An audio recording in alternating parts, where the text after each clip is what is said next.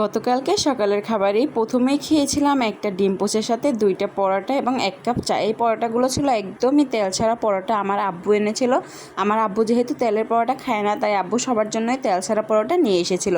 But আমি তেলের পরোটাটাই বেশি প্রেফার করি। দুপুরের লাঞ্চে আম্মু রান্না করেছিল প্রথমে আলু বরবটি দিয়ে একটি ভাজি, এরপরে ছিল ডিম আলুর তরকারি এবং টক ডাল। এই দেখো আলু বরবটি দিয়ে খাওয়া শেষ, আমি নিয়ে নিলাম ডিম আলুর তরকারি। আমি নিয়ে আম্মুই দিয়ে দিয়েছিল। ইতিমধ্যে তোমরা সবাই হয়তো জেনেই গেছো ডিমের তরকারি আমার কত বেশি ফেভারিট। ডিমের তরকারি না, ডিম জিনিসটাই আমার অনেক বেশি পছন্দের।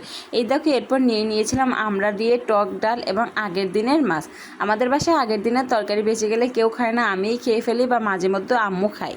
বিকেলের দিকে খেয়েছিলাম এই মুড়ি মাখাটা। এটা হচ্ছে একটা আস্ত সেদ্ধ ডিম দিয়ে চানাচুর টানাচুর দিয়ে কোনোরকম মেখেছিলাম। এরপর সন্ধ্যার দিকে আম্মুর সাথে বাজারে গিয়েছিলাম, ওখানে গিয়ে খেয়েছিলাম হালিম। এই হালিমটার প্রাইস ছিল 50 টাকা। 50 টাকা অনুযায়ী অনেক মজা ছিল। রাতে আবার ডিম ভাজি, বরবটি আর দুপুরের ডাল এগুলো দিয়ে ডিনার শেষ করেছিলাম।